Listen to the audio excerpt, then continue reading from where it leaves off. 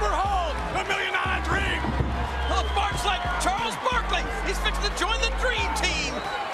Finishers have been ingrained with wrestling since the very beginning. The finisher is the move the wrestler executes to finish his opponent off and hopefully win the match. Tombstone pile driver! Wow! The finisher in question is the most important move in a wrestler's arsenal and should look to be the most devastating one. He's destroying both bodies! Look at this monster! Now, almost every wrestler would have changed their finisher at one time or another. This could be for a number of reasons. The move itself may not match the gimmick that they're portraying at the time, and also the move itself may not be safe, meaning in order to protect their fellow wrestlers, a wrestler will change their finisher to something safer, but who seemingly abandoned their original finisher. Join us now as Wrestlelamia looks at 10 abandoned finishers of WWE superstars. Be sure to subscribe and hit that notification bell for daily wrestling videos.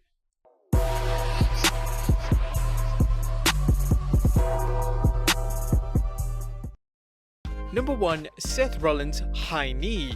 Seth Rollins is well known for using the curb stomp, a deadly looking finisher which involves Rollins stomping his opponent's face into the ground. Despite the legitimacy of his current finisher, there was a time when the WWE actually banned his finisher. In 2015, shortly after Rollins won the WWE title at WrestleMania 31, Vince McMahon decided the curb stomp was unsafe and ordered for it to be banned. Rollins then proceeded to use a DDT variant for a couple of matches before settling on the pedigree to tie in with the association with Triple H and The Authority. However, in 2016, Rollins would turn babyface and move away from the association with Triple H, and after Rollins would defeat him at WrestleMania 33, Rollins would begin to use a knee to the face, similar to Kenny Omega's finisher. The move though was very anticlimactic and was nothing in comparison to the popular curb stomp finisher. Now this would be the case until Rollins would return the curb stomp finisher in January 2018. Number 2. Shawn Michaels' Teardrop Suplex. Long before Shawn Michaels had become famous for the sweet chin music, HBK would have a very anticlimactic finisher that didn't really suit his gimmick at all and was in drastic need of a change. Michaels would use a finisher called the Teardrop Suplex. The finisher was basically a leg hook suplex which was made famous by Masa Saito in Japan. Michaels would use the move between the years of 1992 and 1993, and interestingly, the sweet chin music was still part of his moveset and usually preceded the Teardrop Suplex. Naturally, HBK realized that the super kick was the perfect finisher for him, so around 1993, he would drop the suplex and just use the sweet chin music going forward. Sweet chin music would then go on to be one of the most famous finishing moves in the history of WWE. Number 3. The Miz, MIZARD of Oz. When The Miz debuted in 2006, many fans thought he wouldn't last. His act was extremely corny, and this translated to his at the time below average in-ring work. This also translated to his relationship with his co-workers. Miz was notably disliked and was even kicked out of the SmackDown locker room at one stage. Miz's early days as a wrestler in the WWE wasn't great to say the least, as he would come across as awkward and unnatural. The finisher the Miz used would be called the MIZARD of Oz, obviously a pun on the classic movie The Wizard of Oz. The move itself would be basically a swinging neckbreaker without the swinging. Miz was so green at this point in his career that it looked like he just fell over when executing it. Luckily, Miz would later go on to use the skull-crushing finale, and Miz himself would go on to be one of the WWE's most successful stories and would even go on to win the WWE title. Number 4. John Cena Protobomb.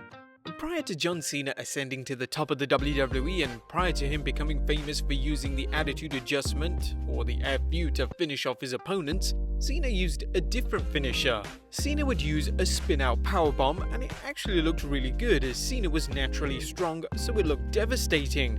The move would be called the Protobomb, which was appropriately named after his FCW name, The Prototype. However, in 2003, Cena would enter a feud with the then WWE Champion Brock Lesnar. This was the first time that Cena had received a main event level push, and to get inside of the head of Lesnar, he would begin to use the FU as a pun on Lesnar's finisher, the F5. He would then use it moving forward and would be later renamed the Attitude Adjustment after WWE went PG in the summer of 2008. Number 5. Randy Orton, the Ozone.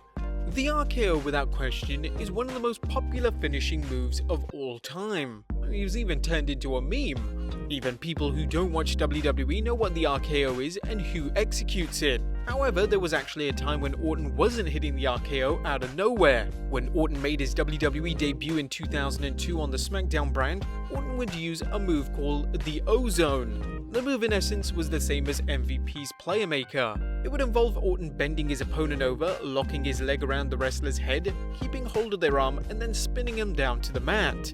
The move is terrible, and in Orton's defense, it's been done by so many WWE superstars over the years, and it's never looked good. However, in 2003, Orton would debut the RKO, and the rest, as they say, is history. Number 6. KANE, Falling Powerbomb. Many fans associate the legendary KANE with either the chokeslam or the tombstone piledriver as his finisher. However, there was a period when KANE used a new finishing move and it actually looked incredible. In 2001, KANE was positioned as a top babyface and he would need a new finishing move to go alongside the chokeslam, as the tombstone had been semi-retired, albeit moderate uses from The Undertaker. However, even The Undertaker had adopted the last ride to use as an appropriate replacement. Being his half-brother, KANE would begin to use a similar move, the Falling Powerbomb. The Powerbomb was previously in KANE's arsenal, but in 2001 it became his finisher. It would be a much quicker powerbomb than fans would traditionally see, and KANE would fall down with his opponent and then roll into a cover. The move looked awesome, but unfortunately KANE would start using the chokeslam again as his main finisher after his return from injury in 2002. Number 7. Triple H, Diamond Cutter. When Triple H debuted in the WWE in 1995 after an uneventful stint in WCW, WWE wanted a moveset that would match the Hunter Hearst Helmsley gimmick of being a blue blood. Vince McMahon's idea was that Triple H would use a cutter-style move and call it the Pedigree Pandemonium. The Pedigree Pandemonium. Ooh, that's bad. Now, regardless of the name, the move was notable for being used by Diamond Dallas Page at the same time in WCW and being called the Diamond Cutter. Famously, DDP requested that Triple H pick a different move to use as his finisher, and he obliged out of respect for the future Hall of Famer. Triple H then began to use the Pedigree, a move that would make him famous and would win him countless world titles. Interestingly, the cutter move would be used by Triple H's stablemate Randy Orton in the Evolution stable as of 2003. Orton would get permission to use the move from DDP, and naturally, Orton made it into one of the most popular finishers of all time. Number 8. The Rock, Running Shoulder Breaker. Now, The Rock is without a doubt one of the most popular and successful WWE wrestlers of all time, but it wasn't always this way. The initial presentation of The Rock as Rocky Maivia was one of the most hated babyfaces of all time, and the WWE had to change Rocky's character or he would have been a complete flop.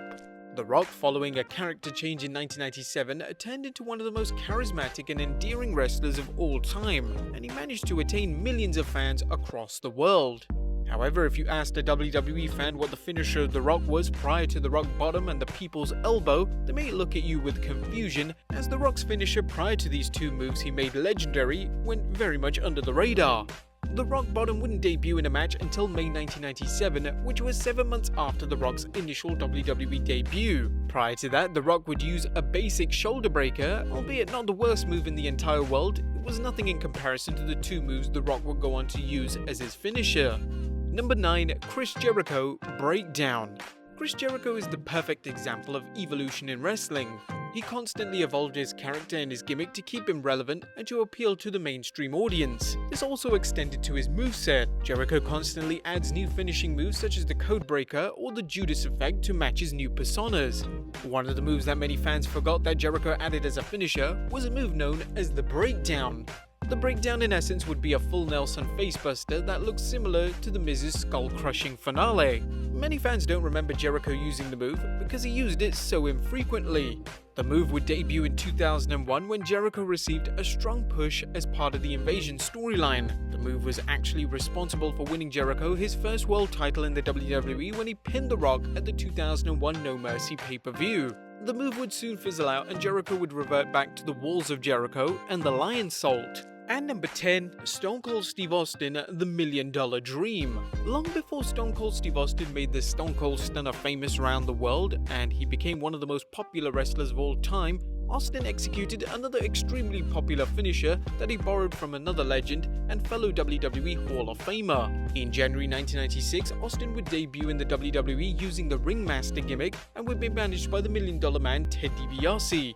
By association, Austin began to use the $1 Million Dream submission hold as his finisher, and it looked extremely effective. However, in the summer of 1996, DiBiase would leave the WWE to join WCW to be part of the newly formed NWO, meaning Austin would have to drop the gimmick. The Stone Cold character would follow, and the Stone Cold Stunner would be born. Austin actually kept the $1 Million Dream around and would even use it heavily during his 2001 heel turn. But there you have it, guys, 10 abandoned wrestling finishers in WWE. There are plenty more, so should we do a part 2 on this? Let us know in the comments down below, subscribe if you haven't already, follow us on Instagram and Twitter, and I'll see you next time with some more wrestling content.